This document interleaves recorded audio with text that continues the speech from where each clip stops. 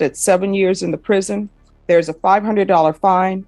The state is opposing your application for deferred adjudication. 2022 CR 10214B, State of Texas versus Gracie Sagundo. Could I have parties announced for the record for the state? Daniel Escobar for the state of Texas. Defense? Javier Oliva and Bradley Bellis for the defendant. Are you Gracie Sagundo? Yes, ma'am. All right. According to the plea bargaining agreement, punishment is to be assessed at 7 years in the prison. There's a $500 fine. The state is opposing your application for deferred adjudication. They're recommending community supervision, and there are items to be taken in consideration. Have both parties had a chance to review the PSI report? Yes.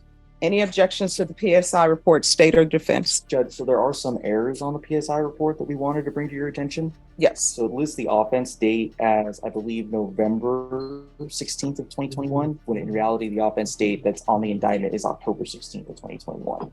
All right. And it lists that in the criminal history. There's an assault that was in the criminal history that it makes it seem as if they're two separate offense dates. Okay.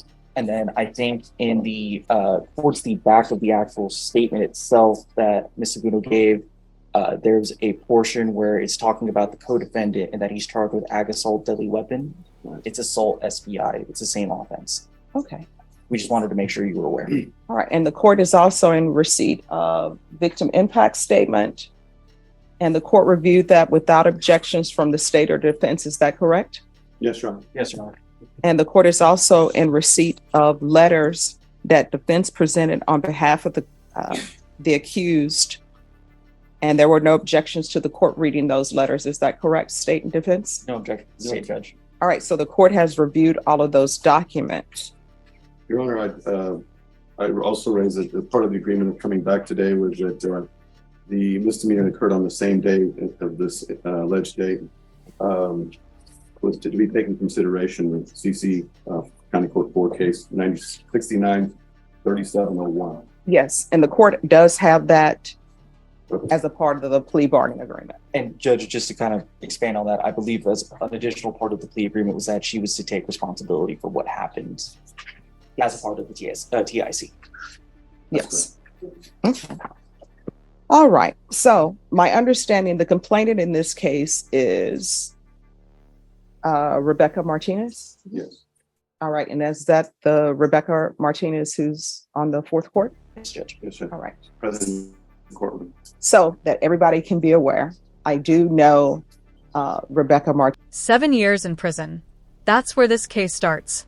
But what led to that? Today, we're watching State of Texas versus Gracie Sagundo, a courtroom drama that blurs the line between justice, emotion, and personal redemption. Buckle in. This hearing is about to test the limits of fairness and forgiveness. She's never been to dinner at my house. I've never been to dinner at her house, but I do know her. We are colleagues. And when I see her, I say hello. She says hello to me. I may ask her about her day. She may ask me about my day. But I will tell you that my decision on this case is not going to be impacted by the fact that I know her. So if anyone has any objections to me hearing this, now is the time to say so. State? No, Your Honor. Defense? Your Honor, I have all the confidence that it was fair and right in this case. So no objection. All right. So are there any witnesses that anyone wishes to present, State? So the state doesn't have any witnesses. The main thing that we wanted the court to be aware of was the statement from the complainant, which the court has already noted that they read. Pause right here. The judge just admitted knowing the victim, who happens to be another judge, Rebecca Martinez. This is a rare moment in court where transparency meets ethics. Notice how the presiding judge immediately discloses that connection? That's crucial under judicial ethics. It ensures the defense can object to potential bias. Yes. Defense, any witnesses? Your Honor, other than my plea and our arguments to you before considering sentencing in this matter, I will be speaking, and Ms. Sagundo may say a couple of words, and Ms. Sagundo's parents are present in support of her today. They can stand with Mr. is standing here in support of her today. All right. Thank you. They will not be speaking. All right. So before I begin with your presentation, with regards to the case to be taken in consideration, if you could raise your right hand for me, please. Do you solemnly swear or affirm the testimony you give will be the truth and nothing but the truth, so help you God? Yes. All right, you can lower your hand, state your name for the record. Gracie Sagundo. All right, and with regards to County Court Cause number 693-701, the state is taking that case into consideration, but to that case, how do you plead? No contest, sorry. I'm just so nervous. That's okay. So in order for me to take that into consideration, she will have to accept full responsibility for it. So a no contest plea, I can't accept that because I don't have any police reports in regards to that. So she will have to enter a plea of guilty to it and accept responsibility for it. And then the state will tender dismissal to the court and the court will sign that. I don't know if you want to discuss that with her. We'll go ahead and proceed with a guilty plea, Your Honor. All right. So the County Court Cause number 693-701, how do you plead to that? Guilty. All right. And state, do you have the dismissal? Oof, that's a tense exchange. The defendant tries to plead no contest, meaning she doesn't admit guilt but won't fight the charges. But the judge isn't having it. Why? Because in this context, the court needs an admission of responsibility for the plea deal to stand. This is the system saying, if you want leniency, own what happened. For the court in that cause number? All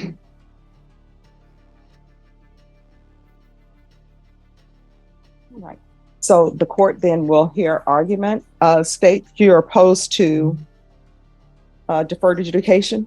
Yes, Your Honor. The reason why the state is opposed is because of the nature of the offense, the actual underlying facts. There was an assault that occurred where the resulting assault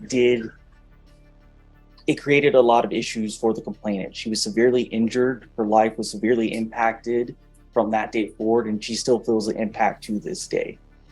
It's something that was senseless and didn't need to happen in the first place. So that's why the state is opposing deferred and is asking for probation. Defense? Your Honor, we're here because one incident can't define a person for the rest of their life. And this is very serious, and no doubt we take that very seriously. This is a felony charge. It's a felony charge that carries a very significant penalty. But Ms. Sagundo, I think, has demonstrated a respect not only to others, but to life and to animals, and in her work and her career in taking care of pets.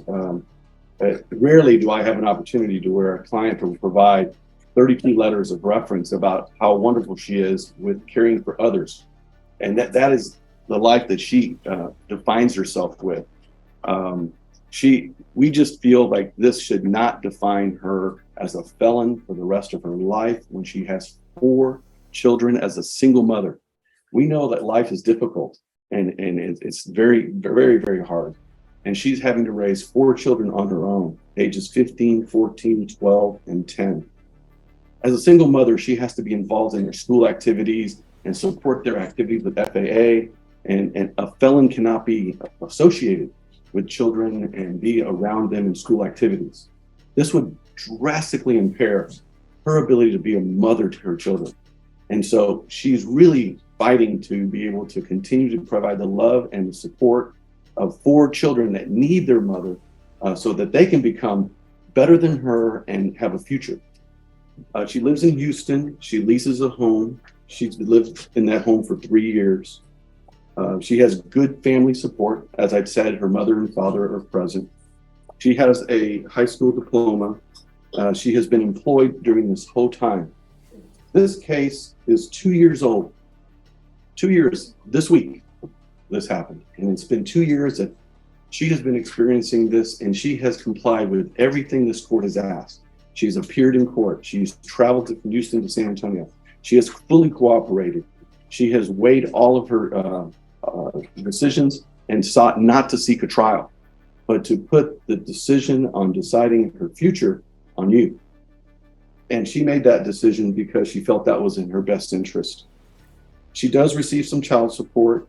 She is willing to do everything and anything that it takes to give her this opportunity. I explained to her that deferred adjudication is a double-edged sword. You may think like, okay, you're not going to be subject to a conviction, but in actuality, you are subject to all the conditions and behavior for 7 years. We're asking you, Judge, to give her that chance, to give her the opportunity to prove to you that this one incident does not define her life or who she is or how she is as a mother or how she works. This case was very regrettable, and it should have been a day of celebration. It was after a football game, and she was acting in defense of another. She doesn't know the victim in this case. She doesn't know the judge. She never knew who she was.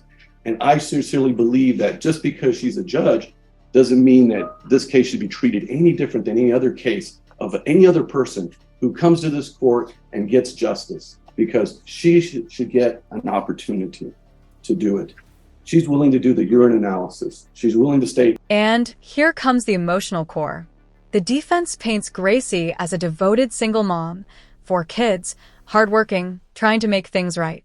But ask yourself, should a moment of violence erase years of good? Or do consequences have to outweigh character? This is where justice meets heartbreak. No contact, and she's had no issues in the last 2 years with the defendant, the complainants in this case. She's willing to take anger management classes. She's willing to do community service. She's willing to do what it takes to give her the chance. And she has proven, other than this one incident that happened in a flash, wasn't premeditated, it wasn't thought of. It was just something in a reaction and defense of someone that she was with. And for that reason, we think that she should be given an opportunity to earn the right to be able not to be a convicted felon. The amount of restitution in this case, I think we've agreed to, that was presented before the court, was $2,416.29. We fully agreed to repay that. We will work hard every day to pay that back. But in this working community and in Houston and San Antonio, mothers every day have challenges. And we regret that this happened. And I know that she sincerely has nothing personal against Ms. Martinez or her husband. She wants to do what's right, but she also wants a chance, Judge. And I'm asking you with all the fiber of my body to give her that chance.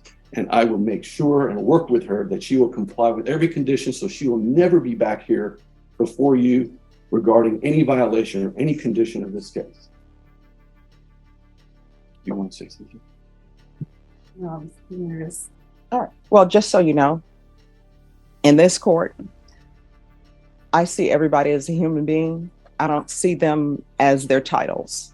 So for me, defendants are not defendants. They're human beings who are accused of a crime.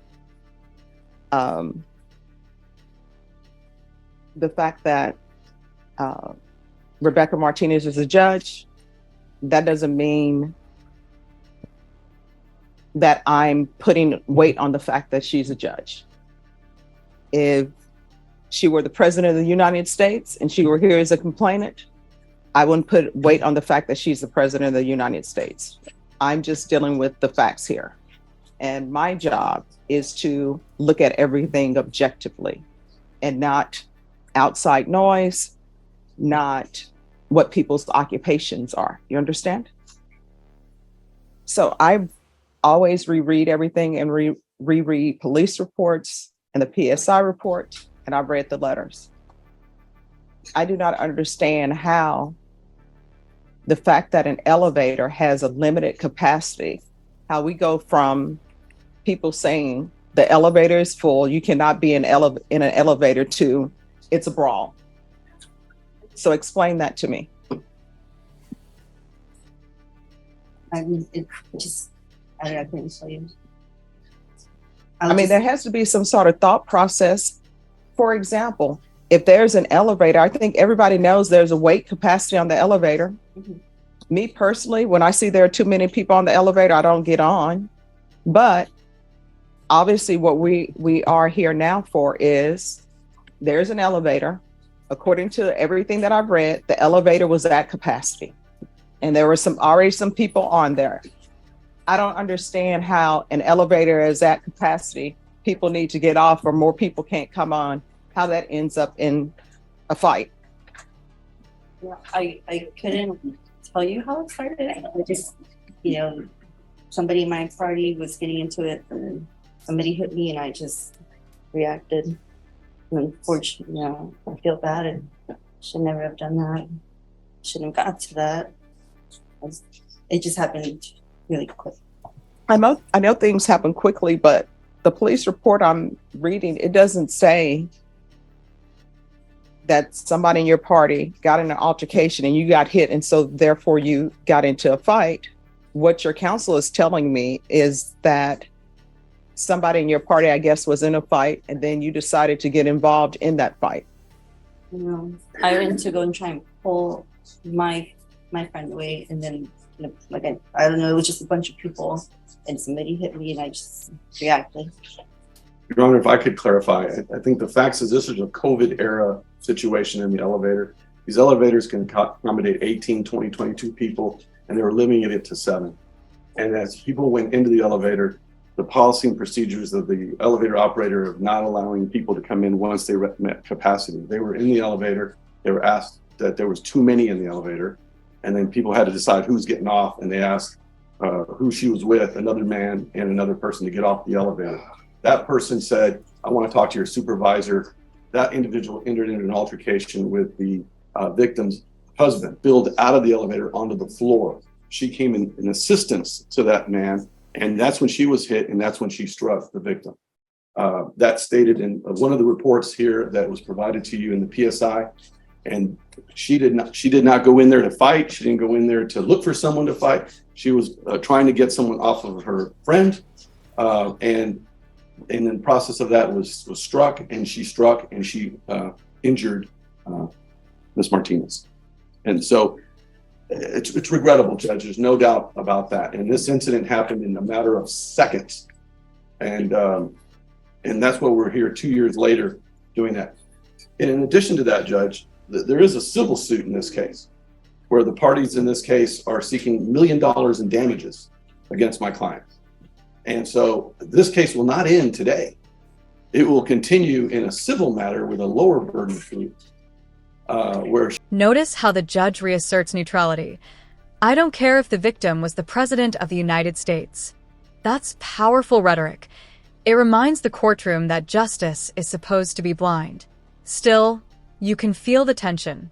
When judges judge judges, the stakes feel different. She will have to defend herself in a civil cause of action for money damages. And Judge, just to clarify from the state's end, I would disagree with the characterization of how the incident started. The party was already on the elevator. The complainant's party was already on the elevator. They were asked to not enter the elevator. They weren't kicked off the elevator. They were asked not to enter.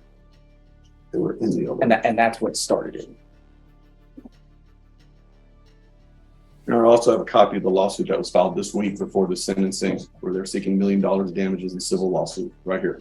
You want to see it, Judge? It's public record. I would object just because relevance. It's a lawsuit's filed in the city court. That's a copy from the courthouse. All right. Unless there are some facts that are listed in the It pleads lawsuit. the whole case, Your Honor. Exactly what you're talking about is pled in the civil suit. I mean, if that document has facts that somebody has, alleged facts that somebody has presented, that's a different rendition from what's in here, then the court will. It does not, Judge. All right. So, just to let you know, there is a civil suit. all right, then the objection will be sustained. All right. Anything else from either side? No, Your Honor. No.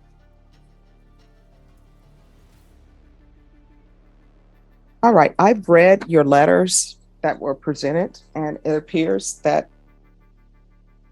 other than this one incident, you're a great person. But sometimes sentencing, not sometimes, always sentencing has to do with punishment, rehabilitation, and basically whether or not someone should go to prison or not go to prison. These are all things I have to think about. You understand? And so I have to weigh certain things. And the things that I'm weighing are the fact that there were people in the elevator and you were asked not to get on the elevator. Is that correct or is that not correct? You were on the elevator.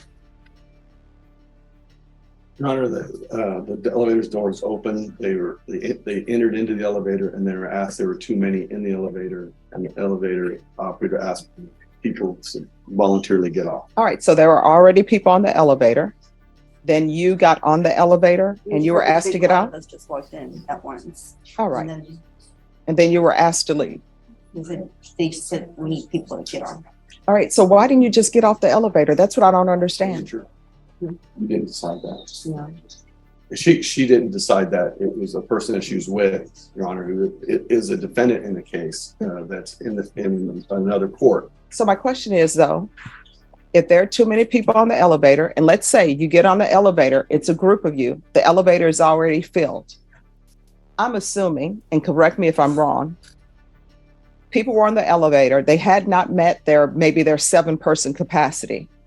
And then you and your group come on, and because of the number in your group, they've exceeded their 7-person capacity. And then they're saying, you all need to get off the elevator and wait. Why not just get off the elevator? That's what I don't understand. Even if you're with somebody in your party who says, I'm not getting off the elevator, why didn't you just get off and I'll wait for the next elevator. I'll take the stairs. I don't understand. We had already gotten off 2 floors, so we said like we've been waiting, but we didn't want to be the ones to get out.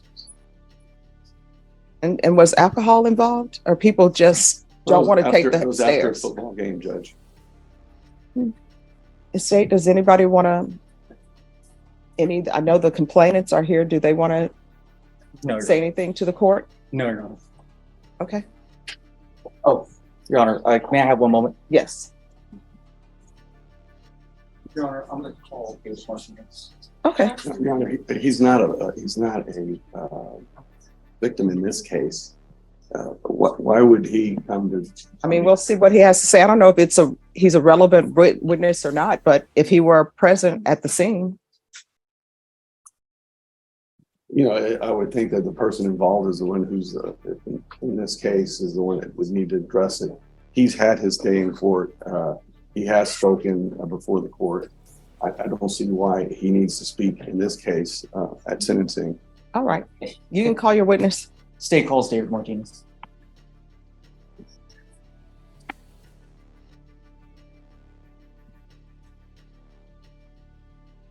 All right. Your Honor. You're welcome. If you can raise your right hand for me, please. Do you solemnly swear or affirm the testimony you give will be the truth and nothing but the truth, so help you God? I do. All right, you can lower your hand if you'll state your name for the record. It's David Martinez. All right, state. Mr. Martinez, from your memory, what occurred on that day? On that day, we were in line to get into the elevator. The capacity of the elevator, of course, as I mentioned, was 18. But because of the COVID era, there was an elevator attendant there. She said only 8 could be allowed in. We were 3 couples and 2 children, which were a total of 8. As we walked in, we were already in the elevator. They decided to come in behind us. The elevator attendant told them they need to step out. It's full. They had been intoxicated. Her friend. Objection, speculation. Overruled. No, they were No. Yeah, here's the thing. You cannot address the attorneys. Once an objection is, no problem. Once the objection is raised, just stop speaking. I'll make a ruling on the objection. And then I'll let you know if you can continue or not, if you have a question about that. That objection will be overruled. He came in, stood at the door, prevented the door from closing. Objection, Your Honor. I just asked for clarification from the ones I don't know who he is. Which he are you speaking about, sir? Her partner, there was 2 gentlemen, which was the initial one that started arguing with us, and her partner that she was mentioning that walked in, and they were not. We were already in the elevator already when they decided to block the door from closing. Can't recall the individual's name, but it was a younger gentleman that was with her.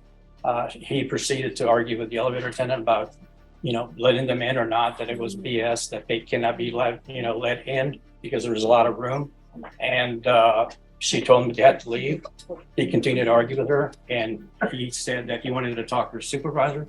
And she says if that's the case, she shut off the elevator. And that's when words were back and forth. They continued berating us. She was cussing like a sailor, as well as the other ones. We kept quiet, and they started again arguing with us. We stayed in there. The kids were already getting terrified. with what was going on. They started crying, and they continued with their vulgar language. And I just told them one time, that's it. F you. The gentleman that was with him got upset. He literally from the outside ran into the elevator, knocked us all over, and assaulted all of us in there. I grabbed him and I pushed him out. It was not the individual that she says was in there. It was the other individual that was with him that probably hosted them to the game. And he and I went outside. And after that, what? From there, sir, is that where everything happened? Correct.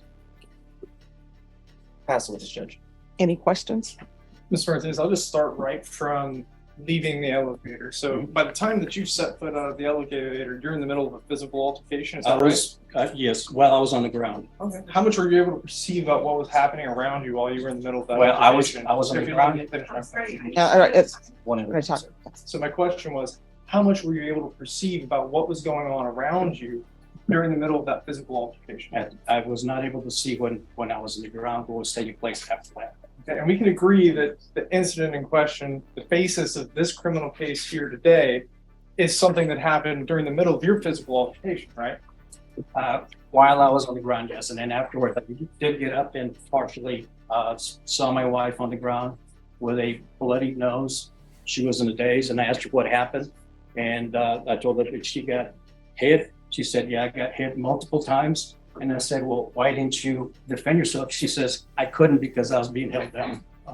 Can you say Here's the big question. Why didn't anyone just step off the elevator? What started as a capacity dispute spiraled into violence. The judge's disbelief mirrors what every viewer's thinking. Was this really worth it? Sometimes courtroom stories show how quickly ego can turn into a felony. No, Your Honor. All right, the court will hear final argument, if there is any.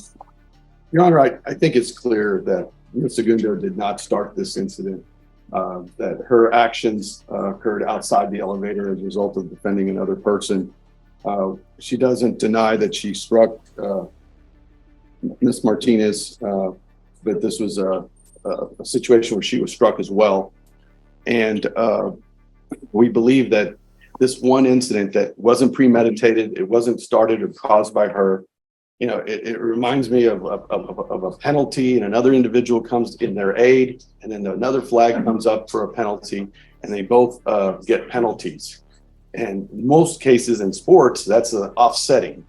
And I think in this case, at looking at the situation, looking at history since that day, that I think it would be fair to give this single mother a chance to continue her life and being a mother and working at her employment. So not to have this crash down on her with her children, with her workplace. We can't promise that she will keep her job upon this conviction. We cannot promise that she can be able to parent her children and be the primary caretaker of her children as a result of this conviction. But we can promise that if she is given a chance, she will do everything in her power to remain on probation for 7 years, to do what's right, so not to be considered a felon in a situation that she wished never had happened.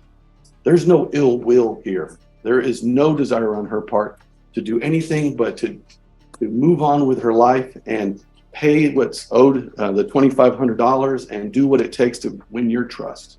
So we're asking, Judge, that deferred adjudication be given to this woman so that she can continue to do her life and do good for her children and her work and her community. State, any final arguments? Your Honor, the concern from the state here is, again, the facts of the case. It's that, yes, she wasn't the instigator, but she chose to take it to this level. It was her choice to take this out on the complainant. It was her choice to get involved against the complainant and to not show restraint.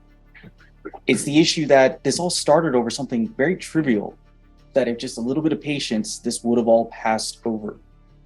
That moment that she decided to act how she did has affected the complainant from that day until today. And it's going to affect her past this. That's why the state is asking for probation on this case and for you to not grant her deferred adjudication. All right, so what is the amount of restitution and who is the restitution to? It's to Rebecca Martinez and $2,416.29. Wait, 2,400? $16.29.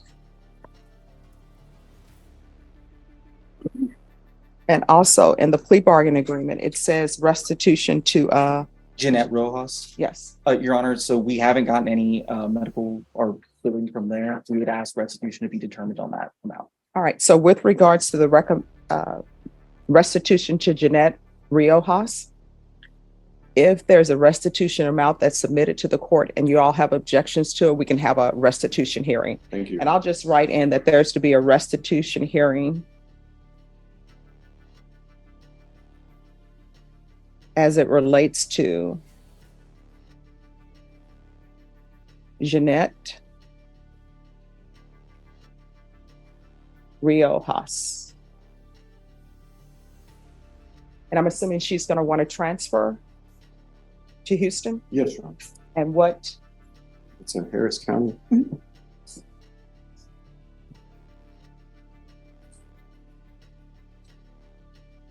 All right. Ms. Sagundo, I've listened to all arguments. I want you to know I paid very close attention to the arguments that were presented, to the witnesses, and to all of the documents that the court reviewed. I realize that sometimes when things happen, it's just a Snapchat or somebody's life, right? It doesn't mean that the person is a horrible person. And I'm sure if people could go back and change things, sometimes people are serious when they say, if I could go back and change things, I would. Maybe I never would have went to the game. I would have just let the elevator went. I would have taken the stairs. I understand that. But we can't turn back the hands of time, right? And the problem in this case, and one of the things that I'm looking at is the fact that the complainant has serious injuries. And it has nothing, my consideration on whether they're a judge or not, that's not playing any factor in my decision. If she did not have that occupation, let's just say she worked at the HEB, for example, then based upon her injuries, she wouldn't be able to work at the HEB. She wouldn't be able to stock. She wouldn't be able to stand and be a cashier. I don't know what they would have her doing at the HEB. You understand? So her injuries are very serious injuries. And I've read the report that was given to me about her injuries, and I've read the PSI report, and I've read the police reports again in this case, because I always like to review things. So I understand that you're very sorry for what happened, but sometimes, yeah, it's great that you're sorry. It's great that you've internalized things, but there is still some punishment associated with it. And I understand that sometimes when people have felony convictions, they say, well, now I can't do this. I can't do that. I can't do this. But then when you look at the complainant has some lifelong issues. And that's the report that I was given and that your attorney has read. The injuries that she suffered are not going away. And from the report I read, it sounds like they're never going away. She's always going to have those injuries. And I think you know that when people have broken bones, there's a change in the weather, their bones ache. I have it with my fingers because at one point in time, all my fingers were broken on my left hand. So I know when the weather is changing, it gets a little bit painful, not unbearably painful, but it does. So those are a whole host of things that happens when somebody suffers the injuries that she suffered. I understand, as I said, that you're sympathetic, and I believe that you're sympathetic, and if you could do things over, you would. But I am where I am right now, okay? All right, this is what the court is going to do. Court will find you guilty, sentence you to 7 years in the prison, suspended and probated for 5 years. There's a $500 fine that will be probated. There's a transfer to Houston, Texas, Harris County. Taking consideration County Court Cause number 693701, there's to be restitution of $2,416.29 to Rebecca Martinez. There's to be no contact with Rebecca Martinez or Jeanette Riojas. Proof of employment within 45 days. There's to be no employment as a home health care provider with minors. 100 hours of community service restitution. That'll be waived once you complete parenting classes. There's to be regular reporting by Zoom or in person, regular UAs, and restitution hearing as it relates to Jeanette Riojas. I don't see this as an anger management situation. I see this as an aberration. I think she doesn't need anger management classes. So is there anyone going to object to me not giving her anger management classes? The state won't object, Judge. All right. Probation, is there anything else she needs? No, Your Honor. Is there anything else you need from the court to be successful? All right. I'm going to show you what's entitled Trial Court Certification of Defendant's Rights to Appeal. Did you review that with your attorney? Did you understand it? And did you sign it? Yeah. All right. Because this is a plea bargaining agreement, because I call it your plea bargaining agreement, and because you waive your right to appeal, you do not have the court's permission to appeal. Because this is a felony conviction, you're not allowed to own or possess any weapons or ammunition. If you have a question of what a weapon or ammunition is, you'll need to speak to an attorney. Do you understand? All right, we can go off the record. So what I've learned in my time on the planet, it's just best when somebody says, oh, you can't do that, and you want to argue about it, pick another day to argue about it.